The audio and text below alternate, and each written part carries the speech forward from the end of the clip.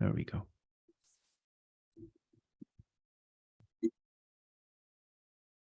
So following our meeting last week, this meeting, I wanted to kind of delve deeper into the practicalities of what we spoke about, allow for more real life scenarios, and allow the opportunity to explore a little bit more about our own human nature, men versus women, and the practicalities of what love is and how it's developed in a relationship between two people.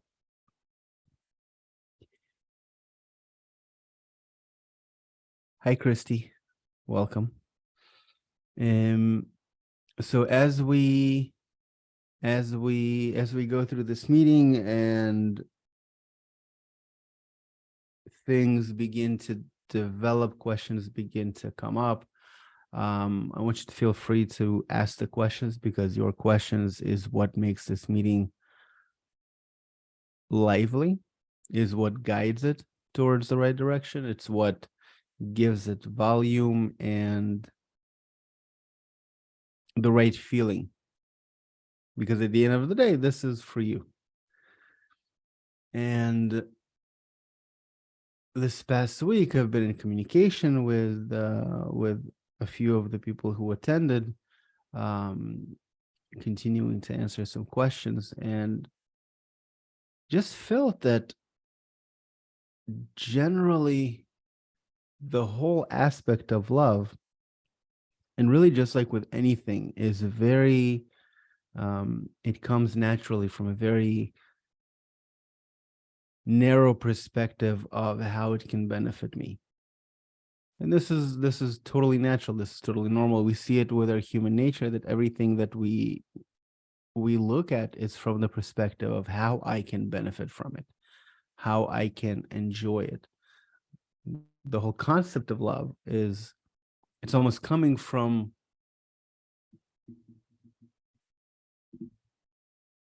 my experience of it.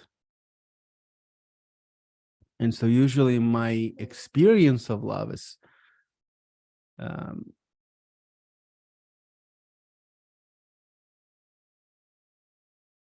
it's almost I don't want to say egoistic, because it's not it, but at the end of the day, it comes from a place of wanting to feel safe.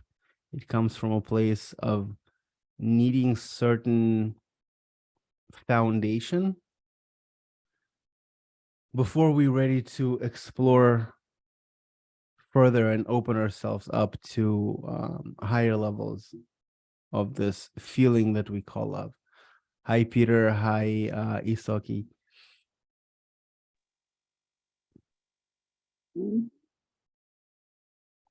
Now, as I speak, again, the word love, I feel that's something that is way overused. So if you guys want to, who want to call it something else, or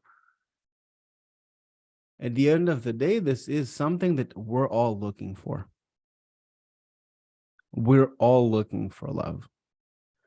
And very often it's from the day we're born, we're looking for love. We're looking for acceptance. We're looking for the feeling of safety. We're looking for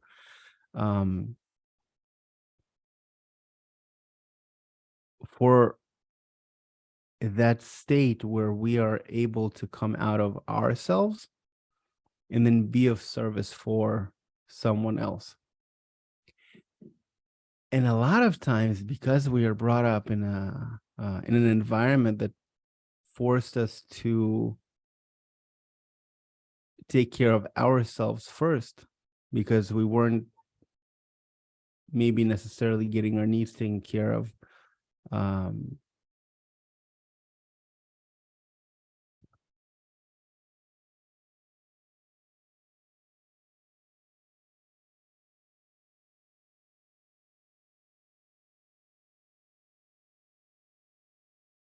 maybe we can start with a question, because I feel like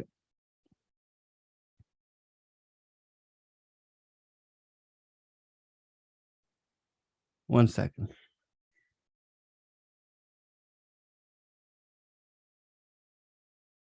Michal, do you want to add a few words? Yeah, maybe we can talk about some examples from life and how do we express love, because always it's challenging how to express love, how to appreciate and show appreciation for love, because this is something very simple but not obvious to all of us. And yeah, like practical scenarios from life, like what makes you feel loved? That's a good question to start with.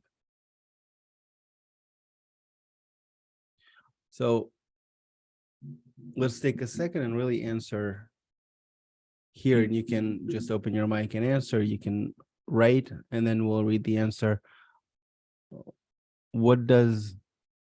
How did you say it? What does love mean to me, or how do I feel loved? What makes me feel loved? What makes me feel loved?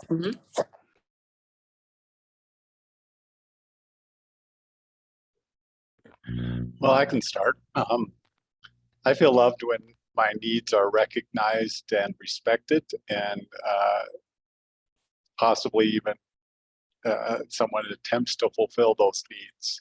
And yeah, it's kind of like the Arut where, oops, sorry, I'm not supposed to use those words, but where when I feel like someone else loves me, I can relax and love them back, rather than thinking that I'm never going to get my needs met unless I do it myself, you know. So yeah, that's what I have to offer.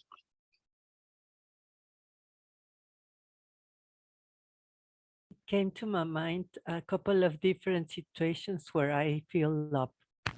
I cannot listen. I'm not listening. Now we hear you. Now we hear you. Yes. Oh, sorry.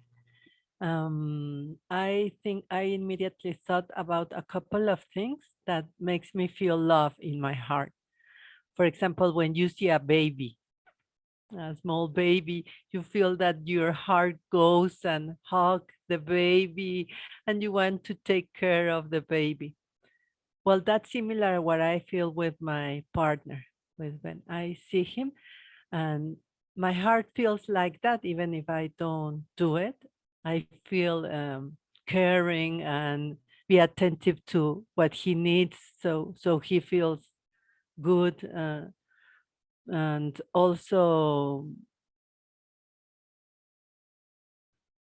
yes, well, that's what first came to my mind, and also like a mother, that if another kid shouts or is grumpy, oh, you say, fucking, sorry, bad kid, no, that he's, oh, how can the parents can stand that, no?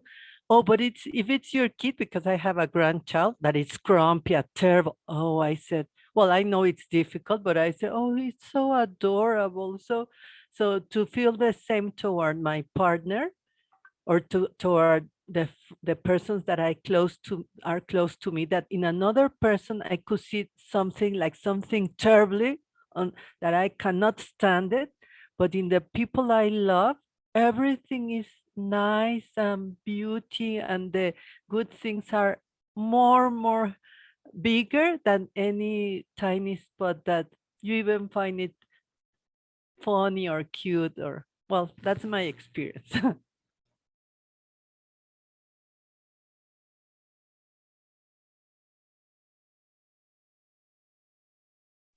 I'll add, what makes me feel love. I guess it's really new to me. I don't know that I've ever really experienced or what I thought love was. Like maybe in the previous lesson we said we misuse the word love all the time, right? I really like something, or this makes me feel good, or whatever it is. But associating like what makes me feel loved is when my partner takes all of my insecurities, everything I don't like about myself, whether it's a look or a sound or whatever it is, and they reflect something back to me that it kind of like what Chantel was saying, that, oh, it's so good, it's perfect. Like that's what they affectionately are drawn towards, you know? And so they take all the things in me that I don't like, and then they turn around, and through them, I realize, hey, it's okay. Like that it's okay if I look this way. It's okay if I sound this way. It's okay if whatever it is, this person absolutely loves all of these qualities in me. And it kind of removes a certain level of shame, internal shame, that you have.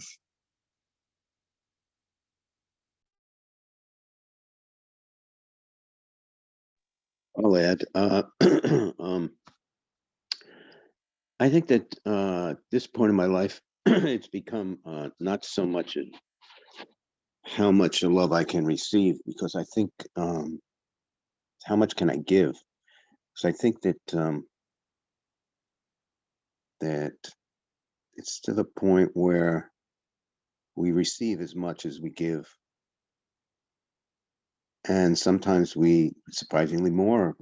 We judge that it's not. I don't think it's really more. It's just equal to what we give, and so I pretty much stop asking for it. I find more satisfaction in the giving of it, instead of the receiving. It puts me more at peace. If that makes any sense.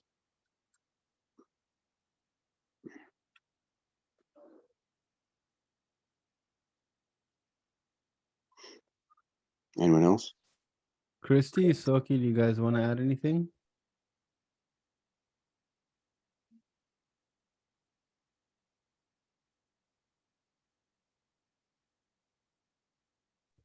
Chantel?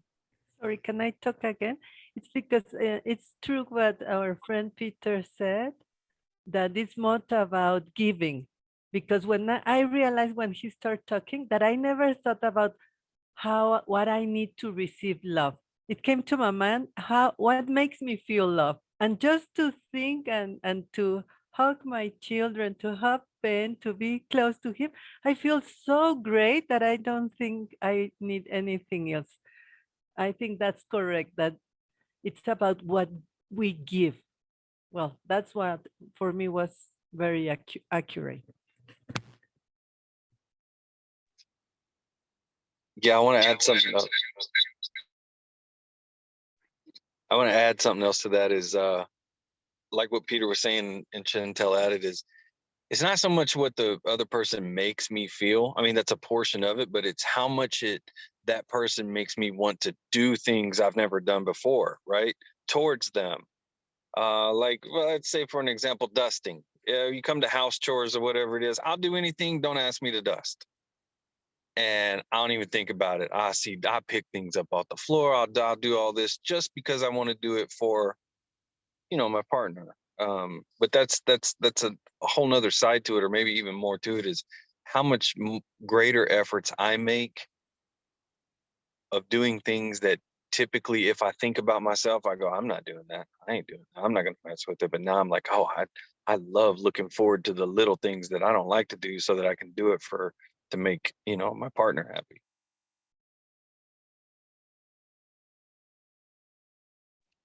That's Yeah, awesome. Go I ahead. feel like it's hard to answer right away, but on one side, love is the accept of anything, and there is no condition to love. That's why it's called love. On the other hand, we have to be aware of certain needs that each of us has, so that we can give love. Otherwise, it's impossible. We need to know ourselves.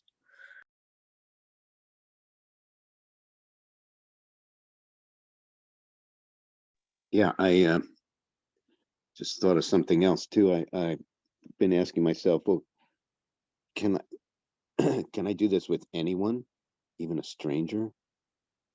Could I love somebody I don't even know, or just pass by, and not like a physical love, a sense of what's going on with this person? Are they so blocked and locked down that I couldn't even pierce, through that to see if there's any love in them? And some people I look at and I just go, oh, I wouldn't even want to be bothered, And there's others that I just go, oh yeah, I can feel that sense of love and connection. And again, it's not like a sexual love. And then that's just, that's in a marriage, that takes on another, I think, aspect. But yeah, I think that that's my new challenge, is to be able to just walk out on the street and go, I love everybody. I feel them, have connection, of that love with them. And it's a great exercise because it keeps me it stops me from thinking about, myself for a minute. I can do that at all.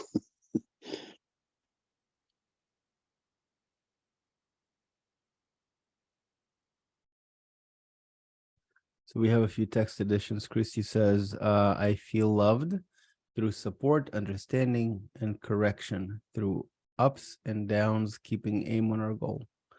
Isaki adds, my godmother just passed away.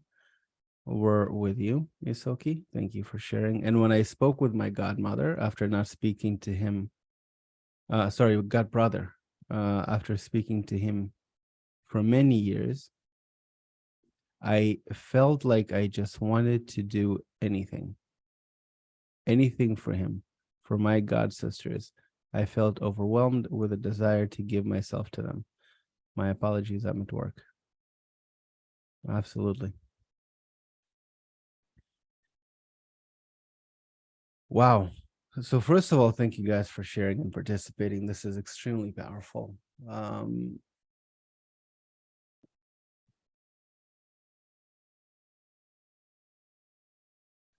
This is extremely powerful. And so as I was listening to you guys, different thoughts kind of came rushing to my mind.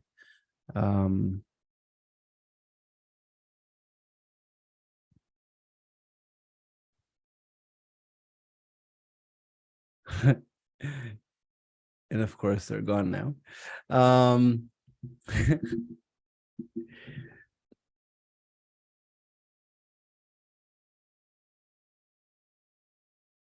So let me start with, we've started, but let me maybe realign it a little bit, our meeting, by speaking out loud the intention of why I wanted to have it.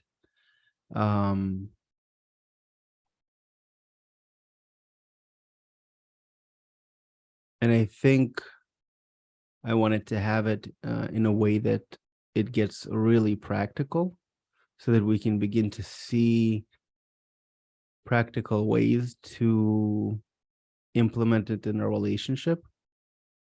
And I think the most practical thing we can do is, first of all, and this is interesting because the people who ask for it to be super practical aren't here, and they couldn't make it. It's not to do certain exercises, do X, Y, and Z, and then you'll somehow magically get love or feel loved, or something's going to shift in your relationship. But I think it's not even what I think, it's what is written, that love is something that is found above the feeling of self. So when we have, when we're in a relationship with another person, by default, there is going to be friction and challenges and a clash of personalities that we may not even see coming. And so when it happens, it can feel a whole lots of ways, very sharp, very painful, very unexpected. It can awaken judgment, resentment, all sorts of bad negative feelings, Because what it does is essentially it shows us, reveals to us like an illness, a root of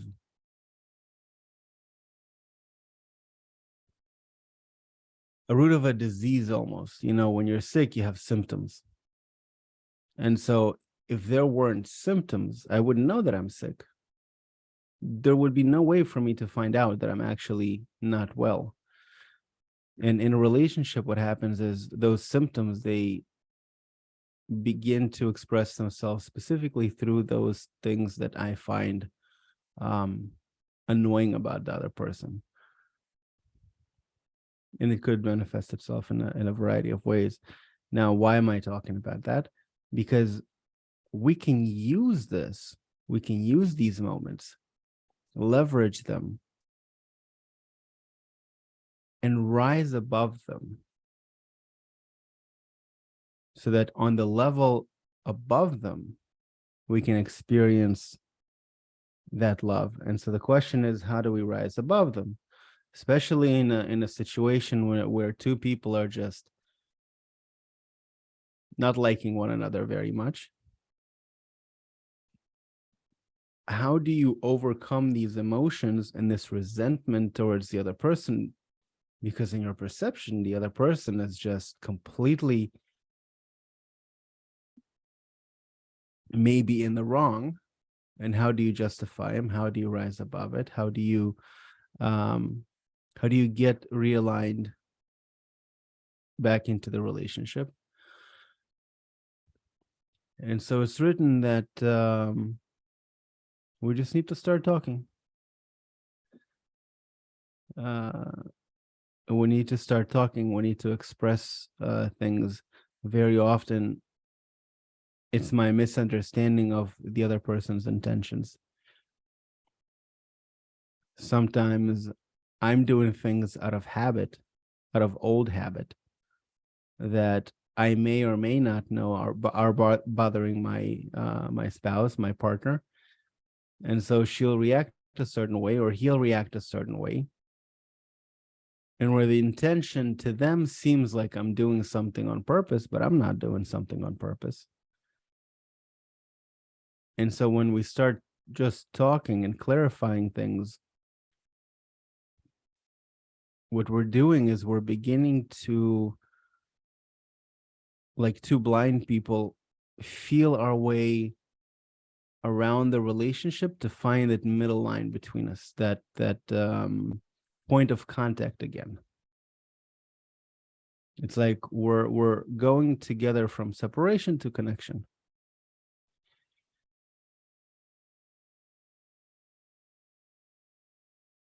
So just talking, expressing myself. What does it mean, expressing myself? When something's bothering me and and you know that. I mean, you know when something just irks you, and the emotions shift from being manageable to unmanageable, because now I'm managed by my emotion. That's okay. I'm going to wait for it to calm down. And then when I'm back in control, I'm not reacting. And even if I'm reacting, that's okay too. After I'm back in control of myself, then I can express myself to my partner and explain what happened in a certain situation. For example, I hate you, you don't love me. What happened? Nobody does the dishes around this house. I'm the only one doing the dishes. So then, great, you've identified something that now you can begin to discuss. Okay, great. So now maybe I can do the dishes 2, 3, 4 weeks out of the night. You know, maybe I didn't mean it. It wasn't on purpose. I'm not just leaning on you to do the dishes. So you can begin to have a conversation around back realigning yourself around your relationship. But the communication has to be there, and it has to be on both sides. Sometimes the man can see that the woman's mad, the woman can see that the man is mad. And it takes a little bit of effort from the other person to start the conversation, not to wait for the other person to express themselves.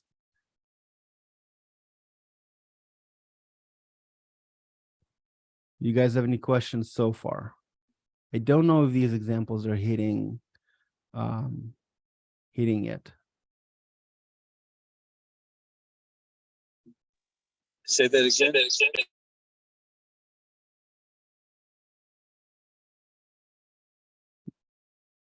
That's all right.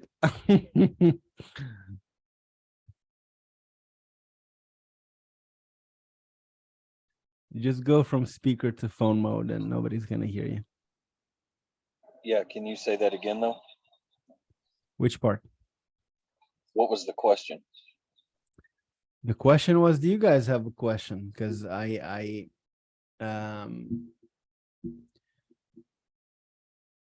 need your feedback. So I don't know if these examples are relatable enough. You know, maybe we can clarify the situation a bit more. I do have a question for you. Go. Maybe is there an importance to having just the opposites in order to have greater love? Meaning we're always going to come into arguments, different states, right? There's today's one day,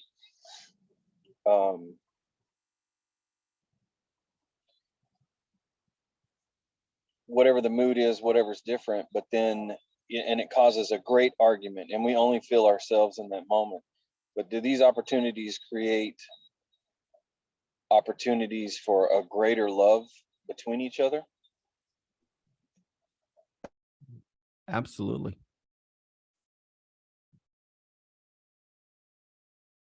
I don't know how to answer it in a more broad way, but yes, I mean, what they do essentially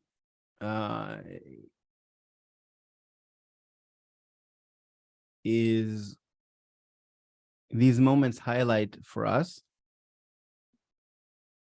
specifically the areas that need to be worked on.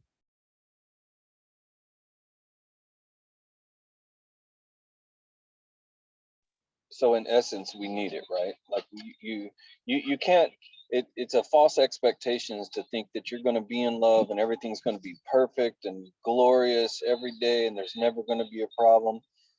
Even though that can be that way, just depending on how fast we overcome these negative states, right? Because it almost becomes like an opportunity. Oh, you guys want to, you're like, so your love doesn't become stagnant at this level.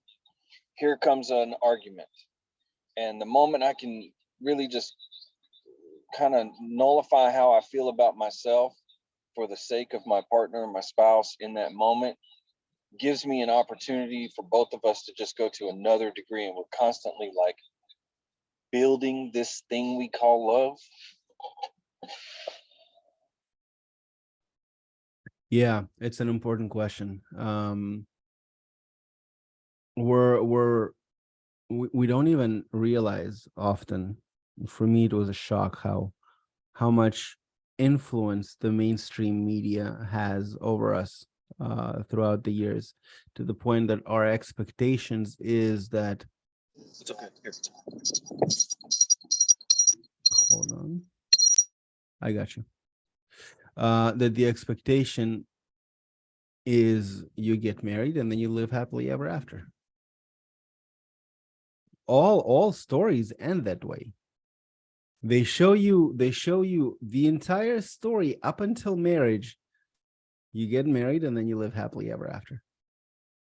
It's like the authors don't even want to get into what happens after marriage. They just want to leave it at, what they lived happily ever after. How did they live happily ever after? What happened? It's just leave it at that. And so we enter a relationship with no other expectation than it's going to be a happily ever after. And if it isn't, then there's something wrong with me, there's something wrong with him, maybe we're not meant to be together. All of these doubts come up, where the truth and the reality is when two people come together and they are completely opposite, just by the fact that they are a man and a woman at the very least. And add on top of that, any cultural upbringing differences, parental differences, all of the influence from our environment and upbringing and childhood and everything else stacked on top of it. What happens is you have two completely different perceptions and views of the world that now have to learn how to live together in very tight quarters.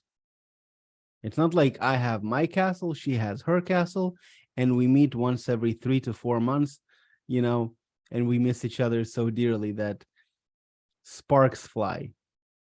And then I get on my horse and I go for another month back to my castle, and then, you know, and so on and so forth. We are in completely different conditions today, where we are together a lot more. And so we have a lot more areas of contact to allow for potentially more friction. So yes, it's not only natural, it's to be expected. It's weird if you don't have these areas of friction, because friction has to happen. The question is where it's happening. If it's not happening between you and your marriage, then where is it happening? The friction has to go together. There is no life without friction. Nothing grows without friction. There has to be something motivating life. What is that motive? What is that motivation for us to grow, to live, to you know? So love is the same way. And what you're leading to is also very interesting, because in essence, we are only able to receive a very limited amount of things in our life. And the moment we fill a cup, we feel our ability to receive a certain level of life, a certain level of relationship, a certain level of anything, immediately we have problems. Because these problems, they come to let us know that you're now entering a new level of development, a new level of growth, a new level of experiences, a new level of love, a new level of passion, a new level of everything. And it just feels very tense, very strenuous, very bad, because this is how we feel it, because it's not pleasant. But it is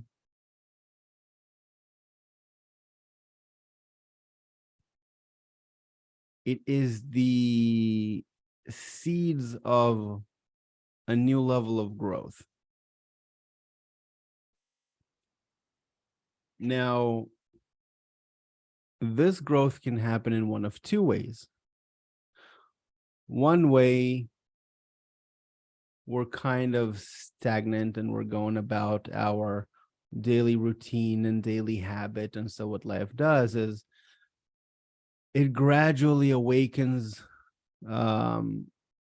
these areas of friction in a very negative way in order to motivate us to grow. And that happens slowly over a long period of time.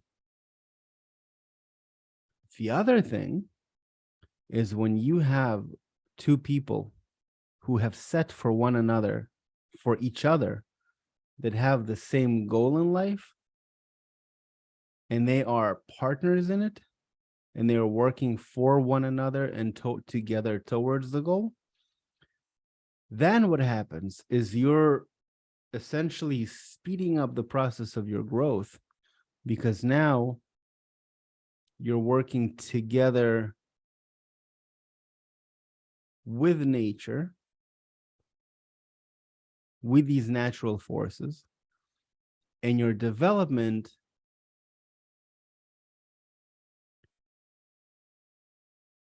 it's happening by you initiating it, meaning it's happening faster. You no longer need to be awakened on certain things. You no longer need to be shaken up by certain things. So the process of development here is also a lot faster. You have these challenging moments a lot more. The only difference is the way you relate to them is as if you're climbing a ladder. You know, each rung represents an opportunity to grasp onto it and to lift yourself above it. Grasp onto it and to lift yourself above it. And when you have two people who are committed to a relationship and are doing their best in order to lift one another above these rungs, then what you have is love. Because this Western type of idea of love, where I get a sugar daddy who can provide a villa in the Hamptons for me and a Mercedes Benz to drive, and I don't have to worry about anything in the world, and I just have to give him certain things in order to enjoy these privileges. It's not really, it's nice, but that's not what love is. At the end of the day, the emptiness remains. These empty shells that we're taught are supposed to make us happy, they actually don't make us happy.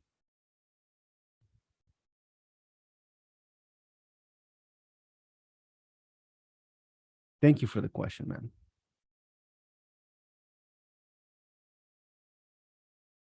What else, guys?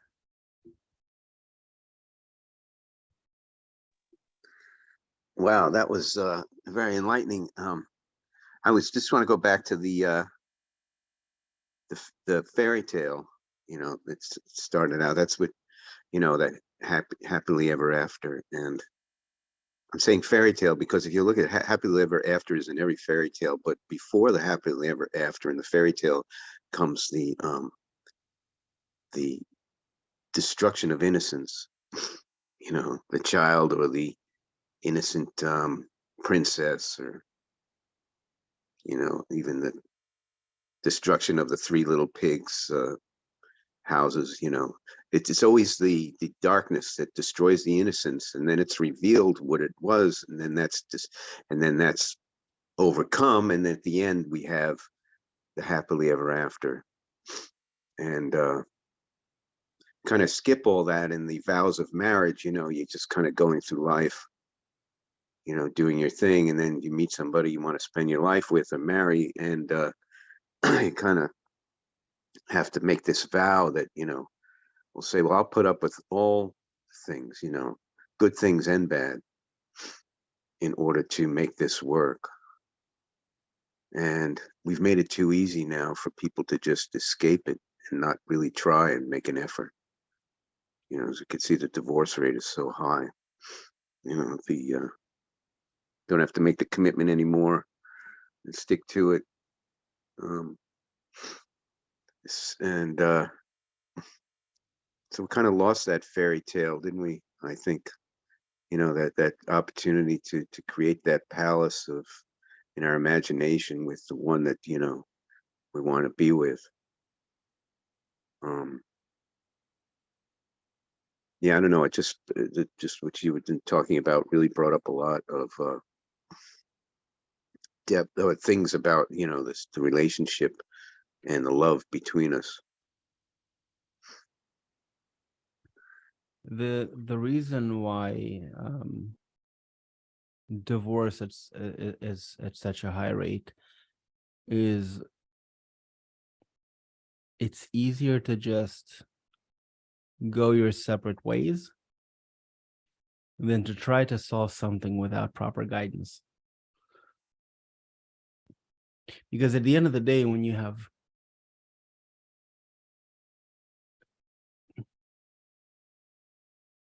I don't want to I don't want to sound insensitive towards these situations, because, when people go through them, they're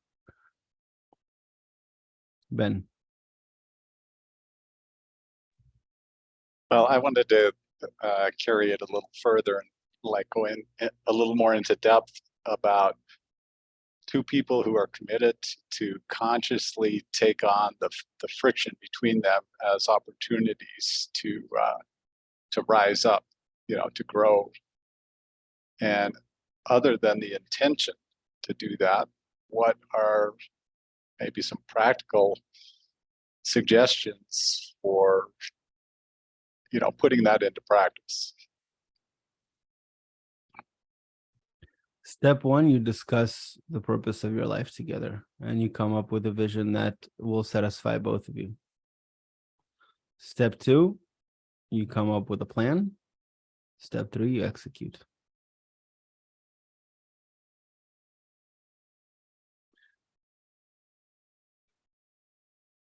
It's easier said than done. That's why Michal is laughing. It's easier said than done. It sounds very simplistic, because it is. And so not until you begin to do it do you really begin to find out everything that is built in to prevent you from reaching it. And so there is a lot of work that is happening in between, and that's okay. But these are the 3 steps.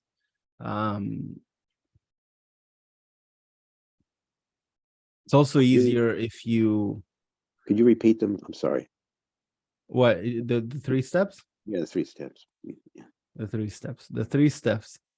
You discuss with your partner the goal, and you clarify it until you both reach an agreement. That's step 1. Step 2, you write down the steps to achieve it. Meaning your goal has to be a little big so that it takes more than just 1 step. So like I can't write as a goal, you know, get up and go to the bathroom, because all I need to do is get up and go to the bathroom. It's a 1-step goal. It doesn't take much effort. So you highlight a few the steps together, and then you execute, meaning you do the things that are required to do in order to achieve that goal.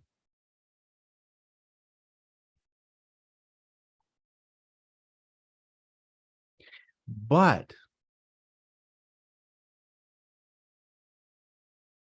the key here, the key of this game, and this is something that is written,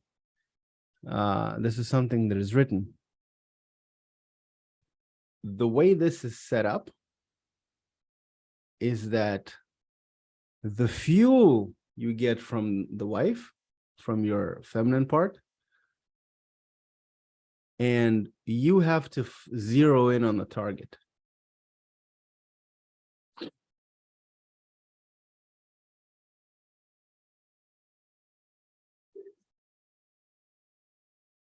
So we have about 12 minutes left. Well, I am still Time confused. runs fast with you guys. Chantel. Yes, sorry, I will be short. I understood the 3 steps, but I didn't observe we touched the problem because, for example, the problem can be the dishes, as you said before. It's not our case, but for example, Ben never cleaned the dishes, and I'm sick that he's so unconcerned about that. So we talk about our goal, we have the step to get to our goal, we start to implement the situation for our goal, but our goal is something separate than the situation he doesn't clean the dishes. So the situation is he doesn't clean the dishes, but the goal is not for him to clean the dishes. The goal is for you to reach something that is way above where you are now. It can be a material goal, it can be a spiritual goal, it can be everything. All the little things around it is just things that need to be taken care of. And this is a different type of conversation. This is a different type of conversation. Look, people have different experiences. I had one client, a very amazing couple, you know, he's from a Greek family. Traditionally, the woman is doing everything, the cooking, the cleaning, everything else. And she's from a traditional American family. Well, that's not the norm. I have a dishwasher and my husband does the dishes. So where the two clash over these type of little things,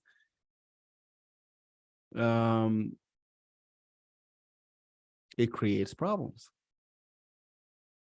Not problems, it creates challenges, it creates friction, it creates situations around which we need to clarify things.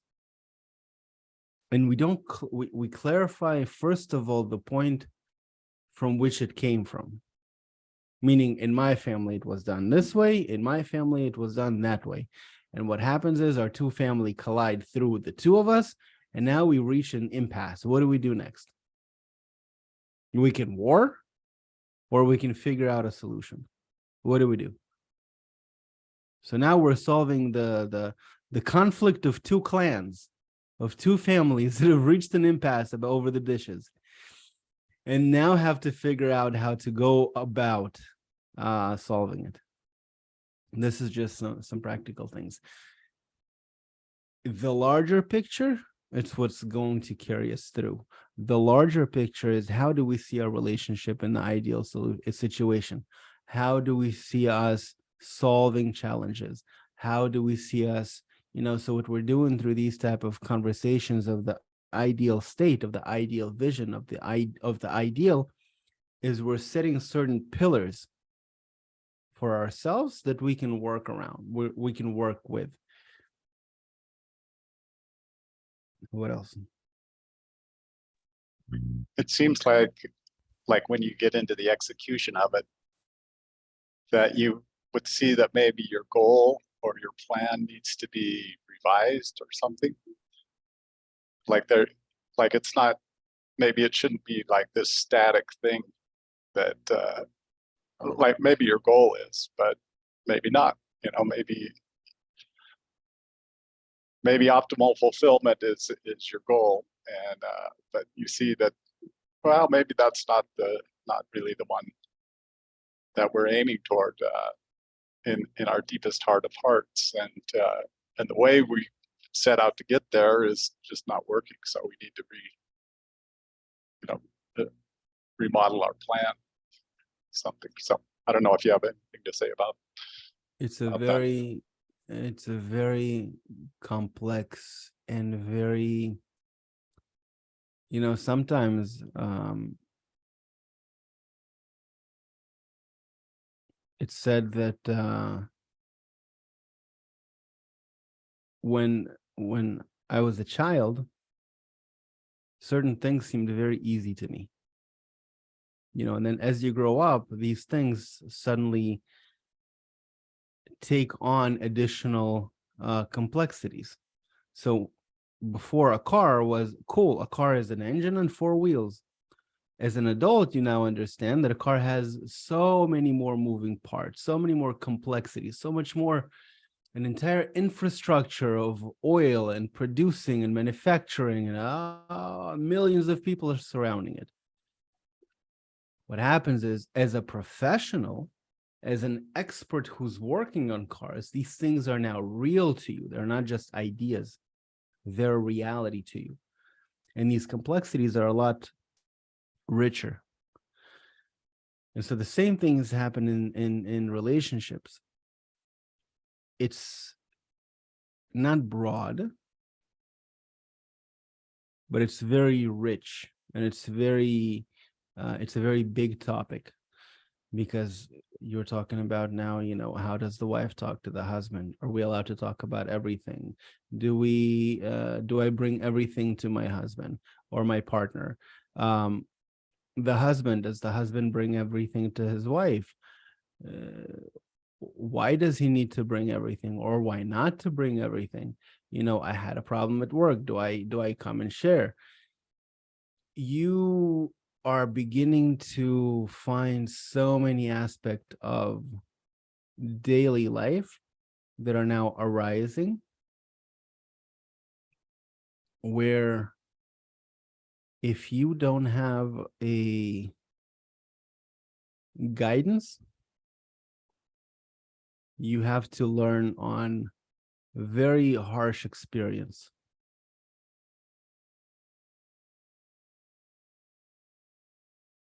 Because you will get the feedback from your partner. When you did something good, when you did something not good, you will get the feedback. The question is, am I even wise enough to realize that this is the feedback for my action, or am I just now upset at her reaction? So we're at a very I don't even know if multi-level, but definitely complex structure. And I think the exciting part is exploring it. I think two people who are willing and open to explore the structure that is called marriage and connection, this is where you reap the most benefit. Because then you have the patience, then you have the willingness, you understand that you don't understand, you understand that you will have challenges, you understand that you will have conflicts, you understand all of that in advance, so that when they happen, it's not a surprise. It's almost like you're expecting it. Cool, let me figure out why that happened.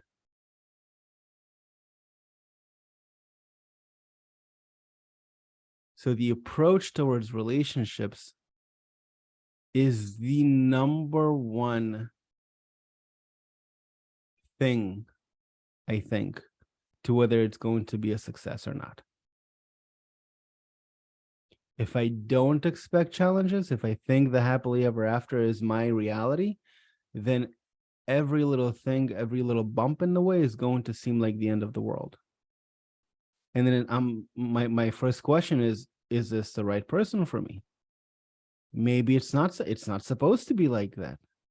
That's not what I'm being told. That's not what I was told. This is not my expectation. Am I with the right person? And that's why people get divorced, because their expectation is happily ever after. When you expect that there will be challenges, there will be scrutinies, there will be, because it's like, I don't even know who I am as a person.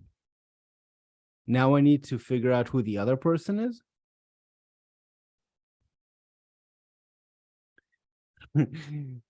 So we have an opportunity to figure that out. And it's an adventure. It's a genuine adventure. Treat it that way.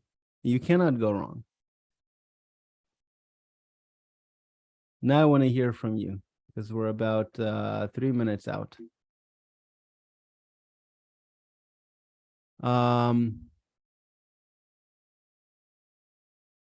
What question did we want to ask at the end? What is the one most important thing I heard today? My impressions.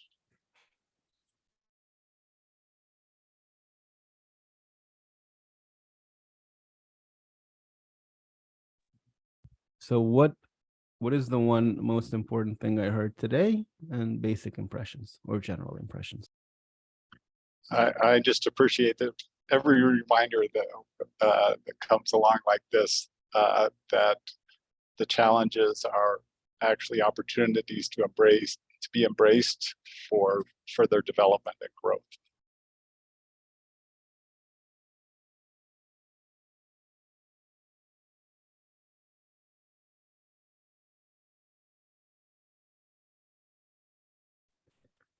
Well, I like the approach toward reality after we get married. I think that's very, real.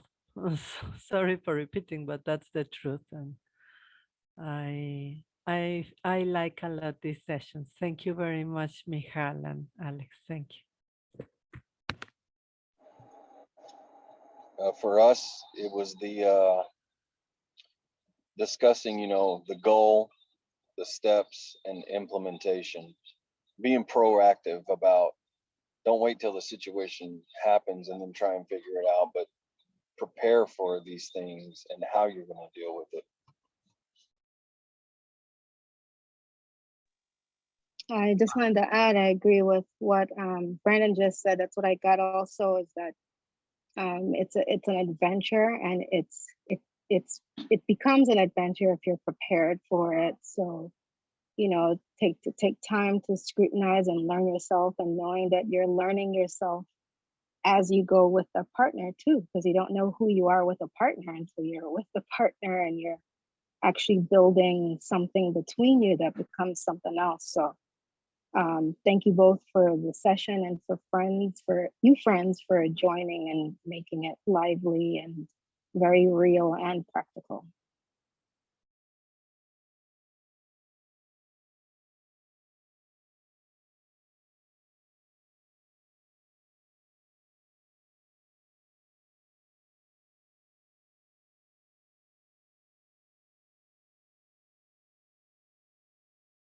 I heard a heart saying, let's play, let's have a fairy tale, let's make a fairy tale, let's have an adventure, and yeah, apply this stuff that we know, we feel it. You guys are awesome, really. Thank you.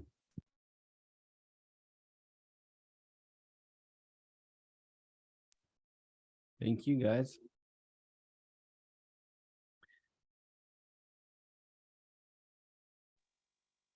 Yeah, my biggest impression from all of this session is the cliche that we used to hear all the time about living happily ever after, and revealing the sensitivity of each other.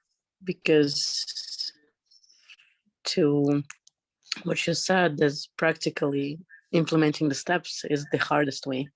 So maybe we can dig into this on the future sessions, or dedicate some time of how do we go about conflicts and conflict resolution to help each other.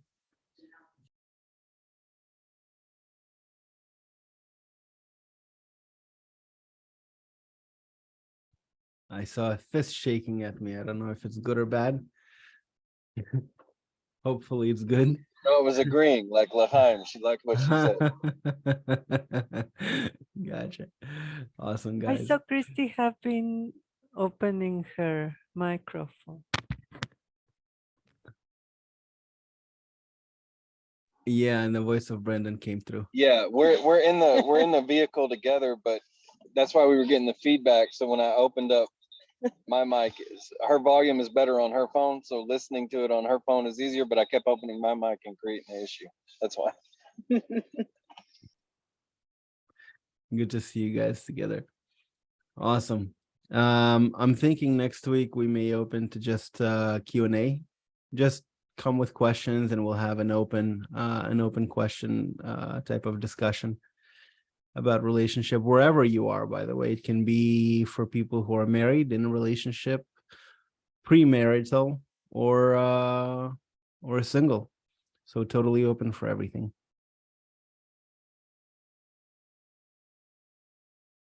Thank you, guys. Thanks so much. See you next week. Take care. Live happily ever after.